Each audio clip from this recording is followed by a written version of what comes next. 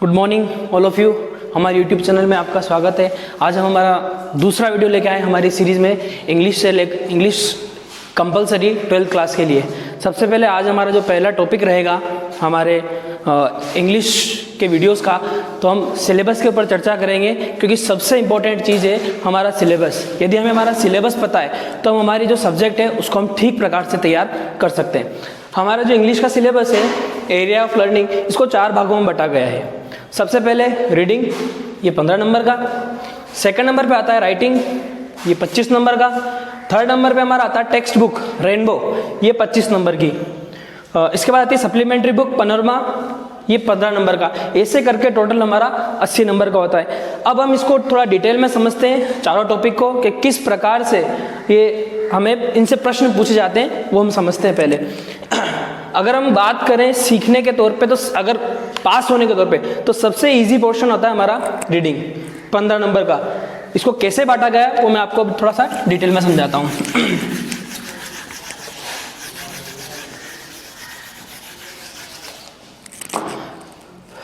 सबसे पहले रीडिंग, ये 15 नंबर का। इससे 2 प्रश्न पूछे जाते हैं। सबसे पहले हमारा होता है, इससे 2 प्रश्न पूछे जाते हैं। एक होता है हमारा अनसीन पैसेज, सेकंड हमारा होता है नोट मेकिंग। अनसीन पैसेज जो हमारा होता है वो होता है 9 नंबर का प्रश्न, और हमारा जो नोट मेकिंग होता है वो 6 नंबर का प्रश्न।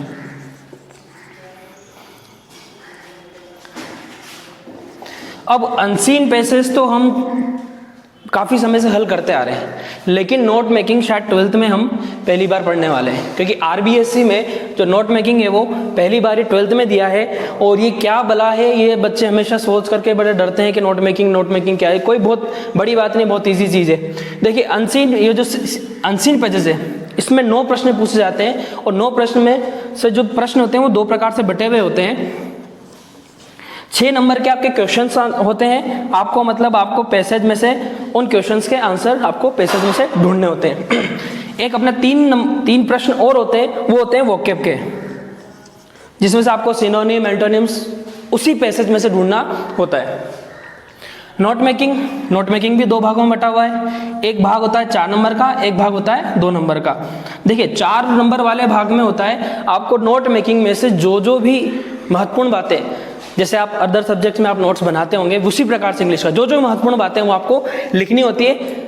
एज ए सेंटेंस पूरा नहीं, जो काम की बातें सिर्फ, ताकि उसको समझा सके। और दूसरा 2 नंबर का जो भाग होता है वो होता है समरी लिखना, समराइजेशन। जो भी आपने पॉइंट्स बनाए, नोट्स बनाए, उनको आप 2 नंबर को आप समरी में छोटा सा, उसको जो पूरा पैसेज उसको 1/4 भाग में। अब ये नोट मेकिंग क्या होता है, जिस तरह से अनसीन पैसेज होता है उसी प्रकार से एक पैसेज दिया जाता है प्रश्न, और उस पैसेज को आपको 4 नंबर, उसमें से उस पैसेज को आपको नोट्स बनाने, उसके 4 नंबर, और फिर उसको समरी लिखनी है, अपनी बात को कम शब्दों में समझाना, ये 2 नंबर में होता है। इस प्रकार से हमारा रीडिंग पोर्शन है, सबसे इजी भाग है। अगर हम पास होने की दृष्टि से देखें तो हमारे लिए सबसे इजी भाग होता है ये 15 नंबर का। इस 15 में से आसानी से हम नंबर ला सकते हैं। अब सेकंड भाग की ओर चलते हैं, हमारा जो है राइटिंग पोर्शन।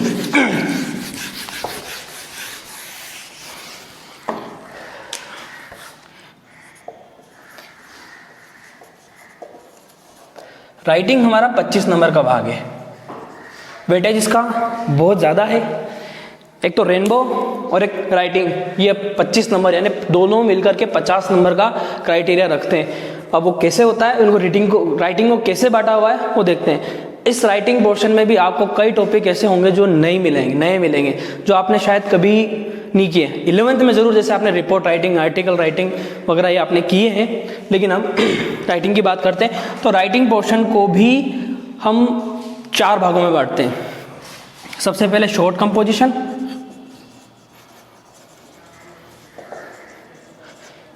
इसका नाम शॉर्ट कंपोजिशन है, लेकिन इसके टॉपिक बहुत ज़्यादा है। इसमें 5 टॉपिक है हमारे। ये आता है मात्र 4 नंबर का हमारे। अब ये कैसे बांटा हुआ 5? सबसे पहले हमारा आता है एडवर्टाइजमेंट, नंबर 2 पे हमारा आता है नोटिस, थर्ड नंबर पे आता है ड्राफ्टिंग पोस्टर, मतलब पोस्टर बनाना, चित्र वगैरह बनाना, ये आता है। 1 2 3। फोर्थ हमारा इसमें आता है आर्ग्यूमेंट्स। चौथा हमारा इसमें आता है इनविटेशन। देखिए इनविटेशन भी हमारे दो प्रकार के हैं, एक है फॉर्मल, एक होता है इनफॉर्मल। इनके भी दो प्रकार है। फॉर्मल में एक्सेप्ट करना, और इसको थोड़ा सा मैं इधर लिखता हूं, पहले इस बार समझते हैं। एडवर्टाइजमेंट हमने देखा होगा, विज्ञापन वगैरह अखबार वगैरह में आते हैं, उन्हीं विज्ञापन वगैरह को हमें अंग्रेजी में लिखना। कोई ज़्यादा बड़ा टॉपिक नहीं है, काफ़ी इजी टॉपिक है। नोटिस, कोई सूचना वगैरह देना करना, हम नोटिस से देते हैं। ड्राफ्टिंग पोस्टर, किसी भी सामाजिक टॉपिक वगैरह पे हमको पोस्टर बनाना, जैसे ब्लड डोनेशन कैंप लगने वाला है या आई डोनेशन कैंप लगने वाला है तो उससे रिलेटेड, या फिर गुटखा नहीं खाना चाहिए वगैरह, इससे रिलेटेड जो भी टॉपिक है उस पर पोस्टर वगैरह बनाना। आर्ग्यूमेंट्स, किसी टॉपिक पर पक्ष और विपक्ष में वाद विवाद जो बोलते हैं वो वाली बात होती है आर्ग्यूमेंट, पक्ष में और विपक्ष में तर्क देना। इंग्लिश में, हिंदी में इसको तर्क ही बोलते हैं आर्ग्यूमेंट्स। इनविटेशन, इनविटेशन में फॉर्मल और इनफॉर्मल। फॉर्मल दोनों भी दो प्रकार के हैं। इसमें होता है एक एक्सेप्ट करना, एक आपका डिक्लाइन करना। मतलब आपको किसी ने निमंत्रण भेजा, आपको या तो एक्सेप्ट मतलब आप वहाँ जा रहे हो, डिक्लाइन मतलब नहीं जा रहे हो, क्यों नहीं जा रहे हो वो बताना। काफ़ी इजी टॉपिक है। अगर हम देखें लास्ट ईयर की बात करूँ तो लास्ट ईयर ये प्रश्न आ चुका है और इनविटेशन आ चुका है, ये दोनों काफ़ी इजी है, आ चुके हैं। तो हो सकता है इस बार संभावना बनती है कि एडवर्टाइजमेंट से कोई प्रश्न पूछा जा सके। और रही बात आर्ग्यूमेंट की, तो आर्ग्यूमेंट भी इजी टॉपिक है, इसको हम रिपोर्ट, आर्टिकल, इनसे रिलेट करके पढ़ सकते हैं आसानी से। अब हम आगे बात करते हैं, शॉर्ट कंपोजिशन हो गया। इसके बाद हमारा राइटिंग पोर्शन का दूसरा भाग आता है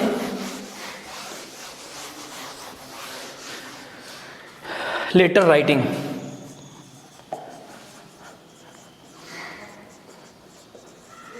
ये हमारे 7 नंबर का टॉपिक है। अब लेटर राइटिंग में 3 प्रकार की है हमारे पास में। सबसे पहले आती है हमारी ऑफिशियल लेटर, ऑफिशियल या बिजनेस लेटर।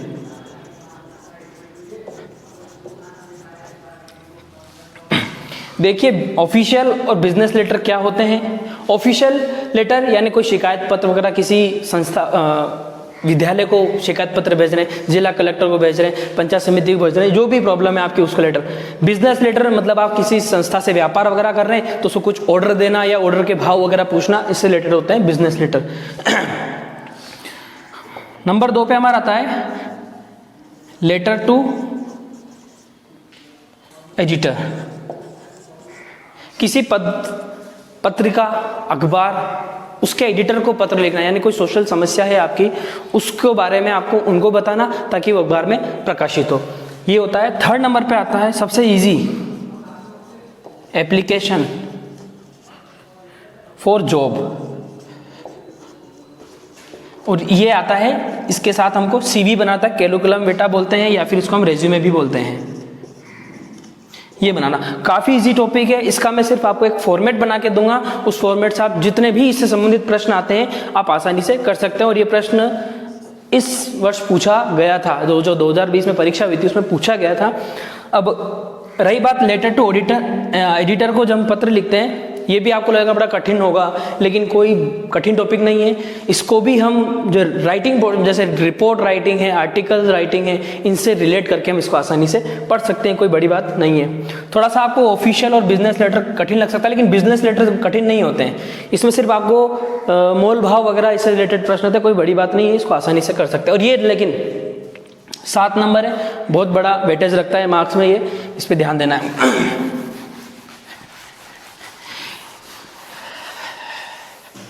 लेटर राइटिंग के बाद हमारा जो थर्ड पोर्शन आता है रिपोर्ट राइटिंग।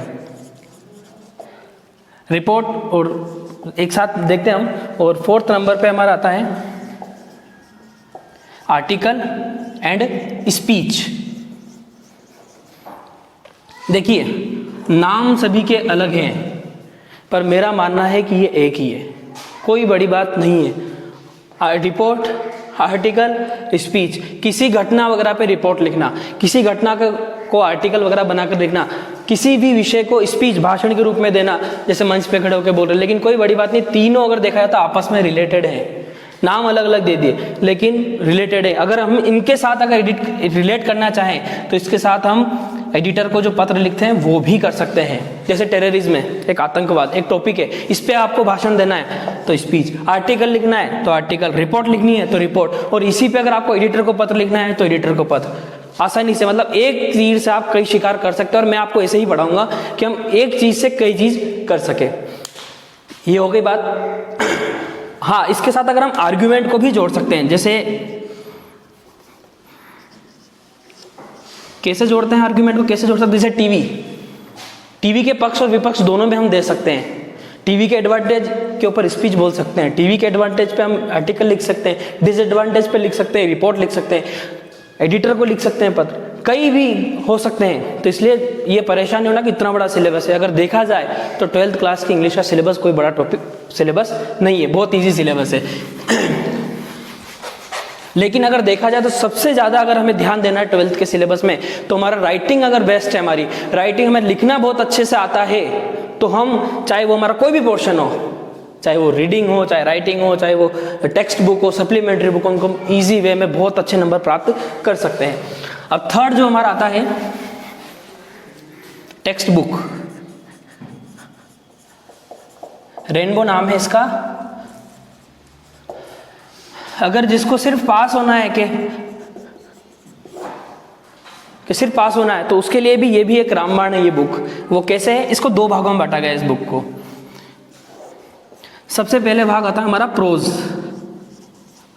और दूसरा आता है हमारा पोइट्री। प्रोज मतलब गद्य, पोइट्री मतलब पद्य।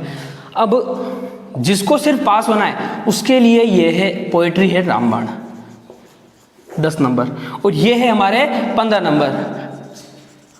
कैसे होगा देखो, पोइट्री को हम प्रोज है, ये 15 नंबर का है, इसको हम कैसे करते हैं देखिए। इसमें से हमारे जो प्रश्न पूछे जाते हैं, एक प्रश्न होता है हमारा 7 नंबर का और एक भाग आता है 8 नंबर का।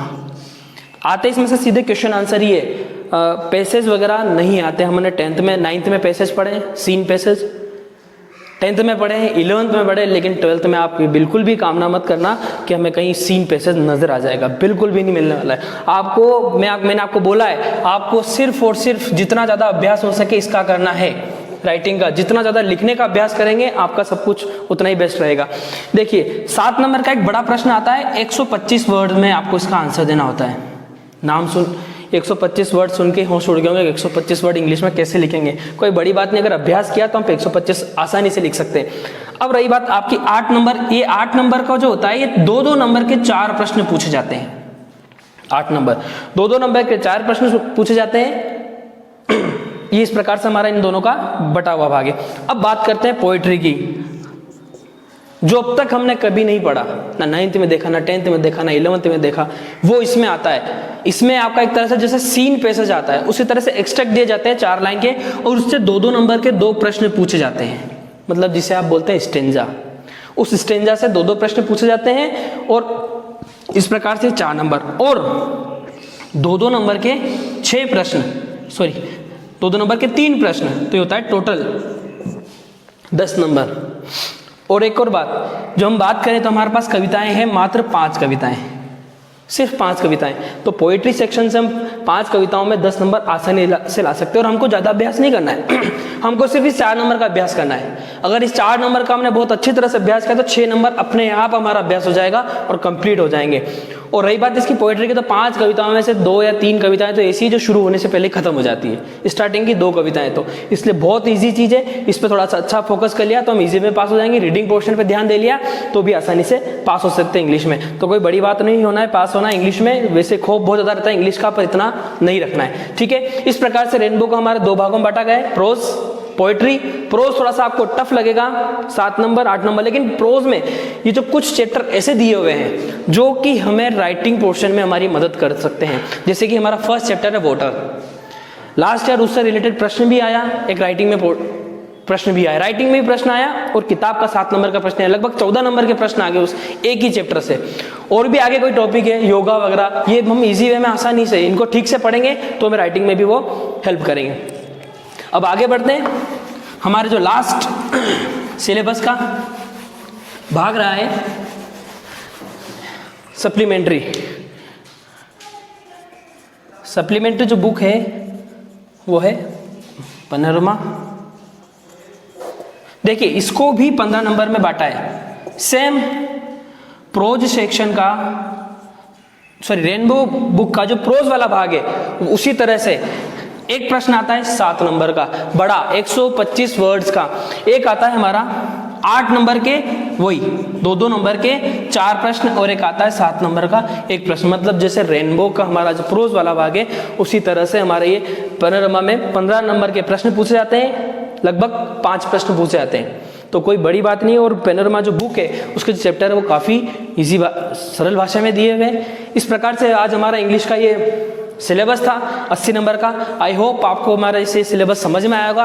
हमारे चैनल को लाइक करें, सब्सक्राइब करें और शेयर करें। Thank you very